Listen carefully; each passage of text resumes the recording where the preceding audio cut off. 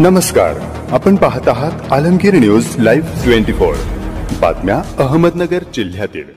आज दिनांक 9 सप्टेंबर 2024 सोमवार रोजी अहमदनगर जिल्हा सहकारी बँकेचे चेअरमन साहेब यांना निवेदन सादर केले आहे। निवेदनात श्री रामदास हिराजी सकट यांनी सांगितले की मी अहमदनगर जिल्हा सहकारी बँकेत शाखाधिकारी म्हणून काम करत असताना मला शाखाधिकारी हे पद नको म्हणत असताना बँकेचे माजी संचालक श्री दत्तात्रय आऊसाहेब पानसरे व माजी विकास अधिकारी श्री भारत इथापे यांनी बळजबरीने मला या पदावर काम करण्यास भाग पाडले व माझ्याकडून बळजबरीने खोटे काम करून घेण्यास भाग पाडले। मी असे काम करण्यास नकार दिल्यास मला माजी संचालक यांनी शिवीगाळ सुद्धा केली, तसेच जातीवाचक शिवीगाळ करण्यात आली। असे करून माझ्याकडून खोटे कामे करून घेतले। माझ्याकडून जे कामे करून घेतली ती संस्था चांडेश्वर विकास सेवा सोसायटी चांडगाव या संस्थेच्या संस्था प्रमुख सचिव व लोकल सचिव यांनी ही रक्कम घेतली होती। ती रक्कम बँकेच्या व्याजासहित भरणा केली आहे। सदरच्या रकमेचा भरणा संस्थेचे चेअरमन सचिव यांनी स्वतः चलन भरून स्वतःच्या सहीने भरणा केलेली चलने बँकेत आहेत। बँकेचा संपूर्ण भरणा झालेला आहे, तरी बँकेने माझा 6 नोव्हेंबर 2023 चा पगार देऊन बँकेच्या सेवेत घेण्यात येऊन रकमा पेंडिंग ठेवलेल्या आहेत। त्या रकमा मला ताबडतोब द्यावी अशी विनंती करण्यात आली। बँकेने माझ्या रकमा न दिल्यास मी बँकेच्या समोर कोणत्याही दिवशी येऊन मी व माझ्या मुलाबाळासहित आत्मदहनाचा इशारा दिला आहे। या सर्व प्रकारास बँकेचे कार्यकारी संचालक साहेब व चेअरमन व संचालक मंडळ हे जबाबदार राहतील। यावेळी बहुजन समता पार्टीचे प्रदेश उपाध्यक्ष वसंतराव सकट, लोकशाहीर अण्णाभाऊ साठे पुरस्कार प्राप्त सुनील सकट, सौ मीनाताई सकट, बापूराव गायकवाड, भारतीय दलित महासंघाचे प्रदेश अध्यक्ष सुनीलराव उमाप, लोकशाहीर अण्णाभाऊ साठे पुरस्कार प्राप्त सौ हिराताई गोरख, संपत कुचेकर, अनिल सेकटकर, साहेबराव काडे, रामदास सकट आदी मान्यवर उपस्थित होते।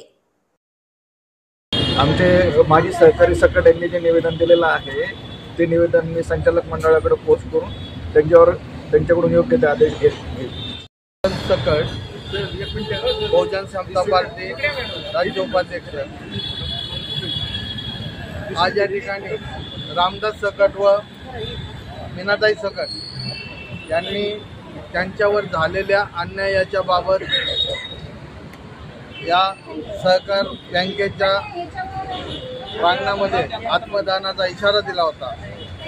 रामदास सकट हा बँकेमध्ये कर्मचारी असताना त्यांना प्रमोशन दिलं गेलं आणि बँक प्रशासनानं त्यांच्या ज्या जवळच्या नातेवाईकाचे लोन बोगस लोन त्यांच्याकडनं करून घेतले। त्या लोन फाळक्यावरती त्यांच्या जबरदस्तीने सह्या घेतल्या। काही माझे डायरेक्टर असतील, त्याच्यामध्ये काही अधिकारी असतील आणि त्या लोन फाळक्यावर सह्या घेतल्यानंतर त्यांच्यावरती त्या लोन बेकायदेशीर वाटपले किंवा बोगस लोन दिले म्हणून त्यांच्यावरतीच परत ठपका ठेवून एक जातीयवाद त्या ठिकाणी त्या प्रशासनाने जातीयवाद निर्माण केला। आमच्यामध्ये या ठिकाणी मी आवर्जून सांगू इच्छितो की मागासवर्गामध्ये कितीही प्रभावी जरी कर्मचारी असेल आणि कितीही सक्षम कर्मचारी असेल तरी त्याला कुठल्या ना कुठल्या पद्धतीनं त्याच्यावरती ताशेरे ओढायचे, त्याच्यावरती खोटे गुन्हे दाखल करायचे, त्याच्यावर खोटे आरोप करायचे आणि त्याला बदनाम करण्याचं षडयंत्र या जातीयवादी व्यवस्थेने केलेलं आहे। आणि त्याच माध्यमामध्ये रामदास सकट यांच्यावर कायमस्वरूपी बँक प्रशासनानं वेळोवेळी खोटे आरोप केलेले आहेत। त्या खोट्या आरोपातून त्यांना स्वयच्छ निवृत्ती घेण्याचा घेण्यासाठी त्यांना दबाव तंत्राचा वापर केला आणि त्यांना स्वइच्छा निवृत्ती घेण्यास दिली आली। त्या निवृत्तीनंतरच्या ज्या देय असणाऱ्या रकमा आहेत, ज्या प्रशासनाकडे बँक प्रशासनाकडे त्यांच्या रकमा शिल्लक आहेत, त्याच्यावरती बॅन लावली गेले, त्यांचे देण्यापासून त्यांना मज्जाव करण्यात आला। आज त्यांची परिस्थिती अतिशय गंभीर अशी आहे, ना पेमेंट आहे ना घर खर्चासाठी पैसे आहेत। ते स्वतः मधुमेहानं आजारग्रस्त आहेत, त्यांच्या मिसेस त्यांचं कुटुंब हे आज उपासमारीमध्ये जगत आहे।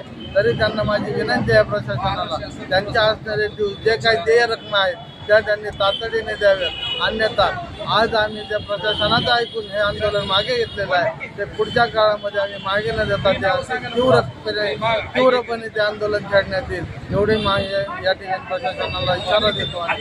नमस्कार, मी बापूसाहेब गायकवाड, जिल्हा अध्यक्ष बहुजन रयत परिषद, खादी ग्रामोद्योग चेअरमन श्रीवंदा। आज या ठिकाणी रामदास सकट जे शाखा अधिकारी म्हणून एडीसी बँकेमध्ये 30 वर्ष काम केलं, त्या माणसावर आज उपासमारीची वेळ आलेली आहे। म्हणून तमाम सर्व संघटना त्यांच्या पाठीशी उभा आहोत।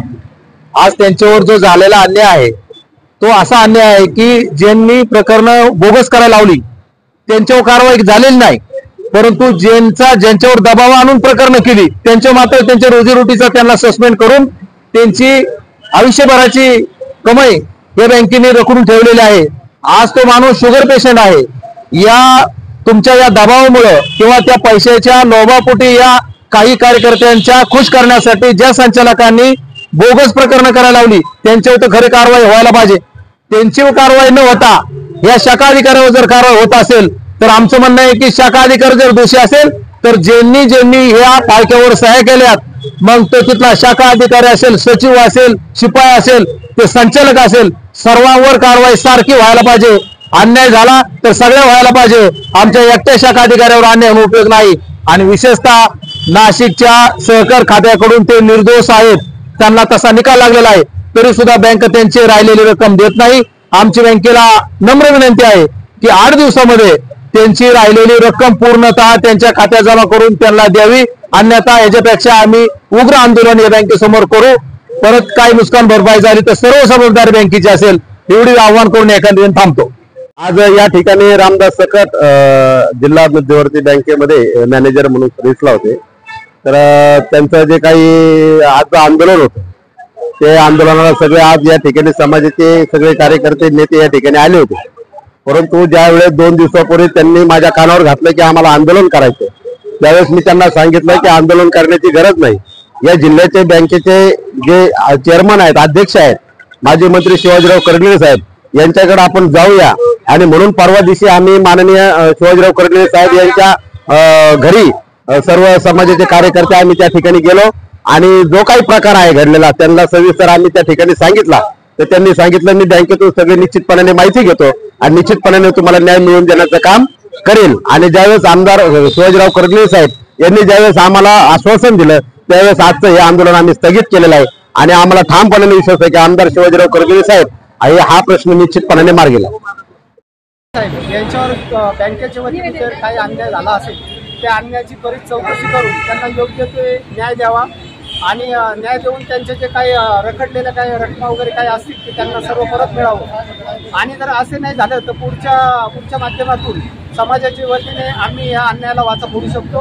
तरी माझी प्रशासनास व बँक प्रशासन शासनास विनंती आहे की सकटताईंच्या आणि सकट साहेबांचे जे काही प्रश्न असतील त्यांनी त्वरित सोडवावे अशी विनंती करतो। अण्णाभाऊ साठे पुरस्कार व्यक्ती आणि आमच्या जी माणसावर जे अन्याय झालाय त्यांची बँकेतर्फे अन्याय झालेला आहे आणि त्यांची काय रक्कम असेल त्यांनी तेवढीच विनंती करतो तर आम्ही तेवढी त्यांना परत द्यावा हीच आमची विनंती राहील त्यांना।